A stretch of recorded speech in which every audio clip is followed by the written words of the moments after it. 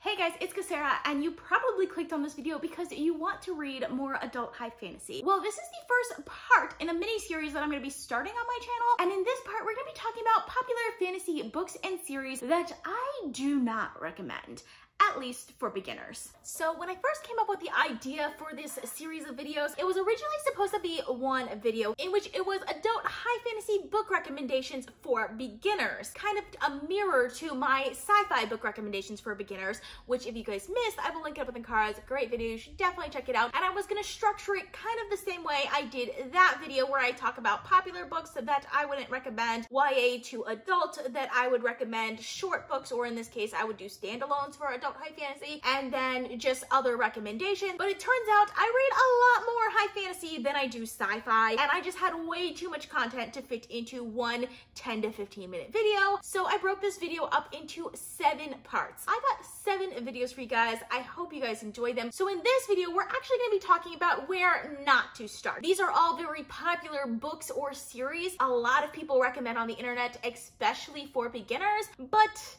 I don't agree. In the first half of this video, I'm going to be talking about popular books and series that I actually really love, but just don't recommend for beginners. And then we're going to move on to popular books and series that I just don't recommend. So let's get started with the popular books and series that I love, but just don't recommend for beginners. So I gotta start with the one series to rule them all, and that's The Lord of the Rings by J.R.R. Tolkien. The first book in that series is The Fellowship of the Ring. Yes, I know. Go ahead and dislike and unsubscribe now, but before you do that, just hear me out for a second. The Lord of the Rings is an epic fantasy series that has inspired so many fantasy writers of the last few decades, and I absolutely love the Lord of the Rings series, but it's not one that I would recommend for newbies to the genre. Now, if it was the 1980s or even the 1990s, I would say, yeah, you can start with Lord of the Rings, and you're in a good place when we're talking about high fantasy. I just feel like there are a lot more series out today that are a lot more attainable to new readers to the genre, that will pull you into the genre better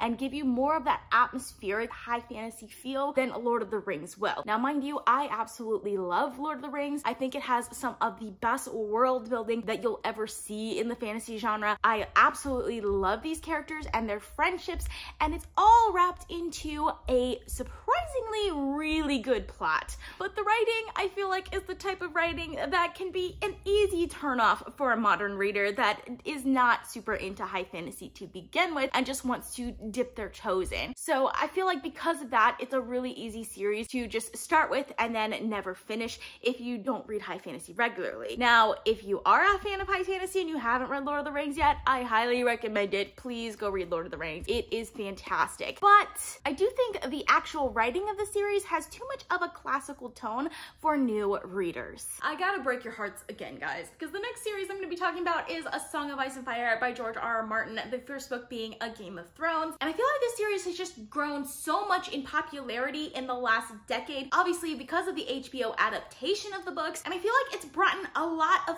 mainstream viewers to the series and to high fantasy for the first time. And a lot of people are reading this series for the first time as one of their first high fantasy series ever. If you really want to get into high fantasy though, I would not recommend starting with this series. Now, mind you, this is one of my favorite series of all time. I absolutely love it. It has awesome characters, intricate, complex world building that just makes you live and breathe in this world. The plot is also super complex and keeps you guessing the entire time of what's going to happen. And usually, if you're not spoiled for it, you're probably not actually going to guess what's actually going to happen in these plot twists. I love it because of that. It's also really raw and gritty, and I love it. I love everything about the series. But I will say the writing is not for everyone, especially if you read a lot of books in a short amount of time. And this is coming from a girl who read over 200 books last year, then this is not the series for you. I think that's why there's so many booktubers out there who have tried to read this series and have DNF'd it. I guess what I'm trying to say, it's not really bingeable in the way that it's written. It's structured with multiple character point of views, which is usually fine. But at this point in the series,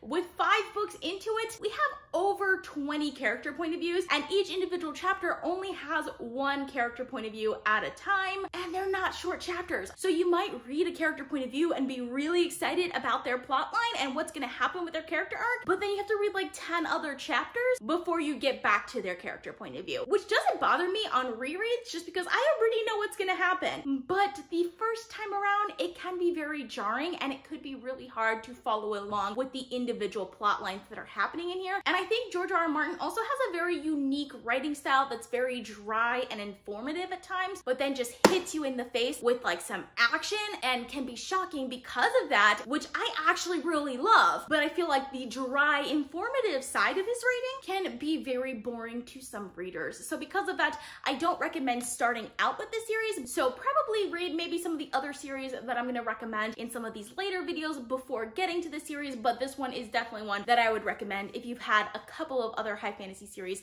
under your belt, then definitely pick this one up because it is amazing. And this day and age, the internet has become really popular, so some of the best fantasy books and series of all time people talk about all the time on the internet, and well, they're just not great books to start out with. And one of them that I have to talk about is Malazan Book of the Fallen by Steven Erikson. The first book is Gardens of the Moon. This was one of the first fantasy series that I picked up right out of high school, and oh my gosh, this is the worst possible fantasy series that I could have picked up out of high school. And I feel like when people read these books, they get so into them and they get so drawn into the story and they love it so much, they forget how hard it is to read this series. This series is so hard to read. You get thrown into the book right away, don't know what's going on, you don't know anything about this world, and there's a lot of politics and action, and there's these characters doing a lot of things, and there's multiple character point of views, and they don't seem to correspond until like later in the book, and it's really confusing. And if you don't know anything about high fantasy, these are really hard to read, especially if you're not that great of a reader to begin with. So I really don't recommend starting with this series, even though I feel like everywhere online, if you're looking for one of the best fantasy book series of all time, you're gonna hear about Malazan Book of the Fallen, and that's because it is arguably amazing, and I absolutely love it so far. I'm on book 3, Memories of Ice, which I'm really excited about, but when I first picked this book up back like right out of high school, I DNF'd it almost immediately. And then I tried to pick it up like 2 years later after having read a few other book series, and I thought I was good. I thought I had read a lot of great high fantasy books and I could read, you know, 1,300 page books, and I still couldn't read this 600 page book. Like, I DNF'd it again and again and again, and it wasn't until last year, after about 5 years of just having it on my shelf, sitting there doing nothing, that I picked it back up and I was just like, wow, I get it now. I understand why Malazan is so good, and I'm really excited to continue on with the series and really love it. But it is definitely not the fantasy series to start with. So next I want to talk about Dark Tower by Stephen King. I feel like this is a really popular series, mostly because it's written by Stephen King, but also because it is a really great fantasy series. But because it's so popular and because so many people like Stephen King, I feel like a lot of people are tempted to pick this up as one of their first fantasy series, especially if you're a fan of Stephen King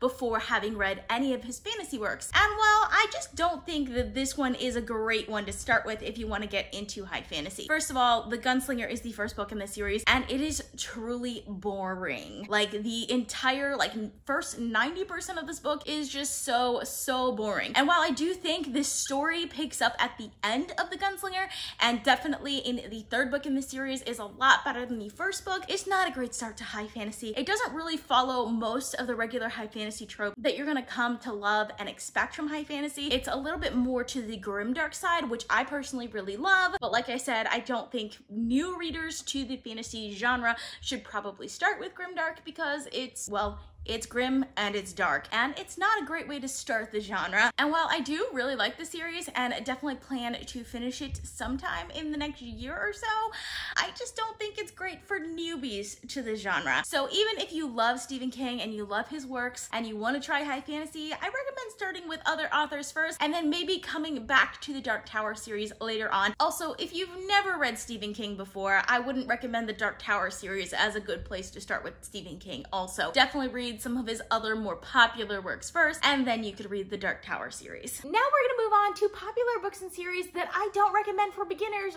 or really anyone. I just don't recommend them because I just didn't love them. This first one I feel like doesn't really fit in with most of the other books that I'm not recommending in this video, but I feel like I have to talk about this book because it is just so popular, specifically on BookTube. So many people on BookTube absolutely love this series and always recommend it for people who want to move from YA into adult high fantasy, and I just really disagree with that, and that's A Darker Shade of Magic by V.E. Schwab. So this is actually the first book that I read because of BookTube. I saw so many people on BookTube recommending this series, and all of the tropes and ideas for this book is just everything that I should absolutely love from a book. Because one, it's an adult high fantasy series. It has an elemental magic system, which is my favorite type of magic system. It has multiple worlds, which is one of my favorite tropes of all time, is a multiple worlds trope where the worlds interconnect and you get to see people from other worlds interacting with each other. I just absolutely love that. And lastly, the actual title, A Darker Shade of Magic, really draws me in because I like books that get a little dark and are not super heroic. So because of all of those things, I was really excited to pick this book up, and it was just underwhelming. That is the only word that I can feel like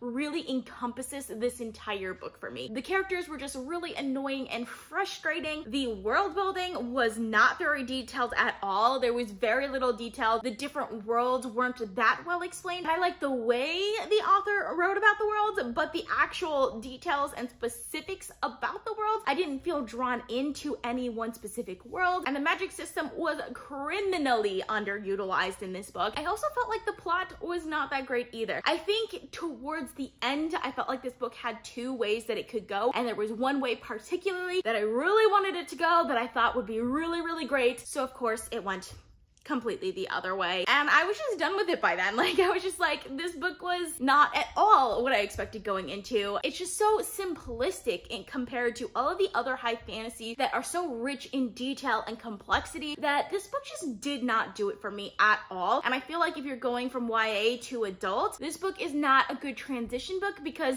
it reads more simplistic in the way a YA book would, rather than more complex and detailed the way I would expect most adult high fantasy books to read. So because of that, I really just don't think this is a good recommendation for new readers to the high fantasy genre, but I also just don't recommend it in general because it's just an underwhelming book in my opinion. One thing I will say positively about this book is that I do think V. Schwab has a really unique writing style that feels like you're watching a movie when you're reading the book. Next, I want to talk about the Sword of Truth series by Terry Goodkind. The first book is Wizard's First Rule. So just a disclaimer here, I did DNF this book at around that mark. I can tell because if you can see right there, you can kind of see like a little wear and tear right here, while this side of the book looks brand new. And that's because I actually watched the show for this book before reading the book. I found the show on Hulu like about a decade ago. I was really into the show, and they of course canceled it after like 2 or 3 seasons, and I was really sad about it. I found out afterwards that it was based off of a book series, so of course I had to go and get the book series. This is like one of the most popular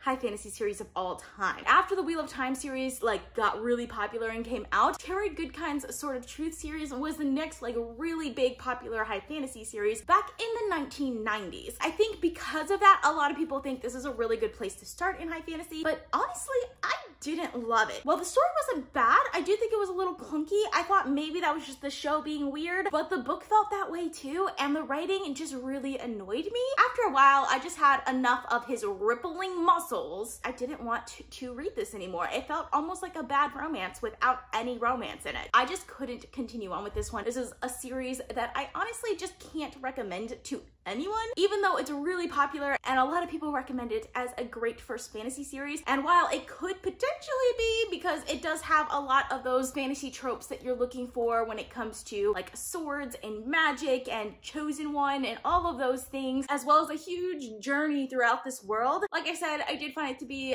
a little clunky, and I felt it was a little cheesy too at times, which just didn't work for me. Also, like the main villain's name in this series is Darken. Like that's his first name, Darken, which sounds really cool in this show until you see it actually written on the page, and it's literally D-A-R-K-E-N, Darken. And I'm just like, who came up with this name? Definitely don't recommend this to anyone, much less a first-time fantasy reader. And we also got to talk about The Sword of Shannara by Terry Brooks. So I feel like this is another very popular fantasy series that is always recommended. And a disclaimer, I did not finish this one either. You can kind of see where I read right there and then the brand new book over here. I didn't get super far into this book at all. I read about the first 100 pages, and the reason why I didn't get super far into this book is because it was just so boring. So there's this like sort of trope in high fantasy where there is this village boy or just like someone from the rural area that has to go on this quest. And this definitely follows that. Part of that is they have to travel to like the other side of the world. They always have to travel to like the other side of the world. And there's usually the first stop before they travel onto the other side of the world. And in this one, the first 100 pages,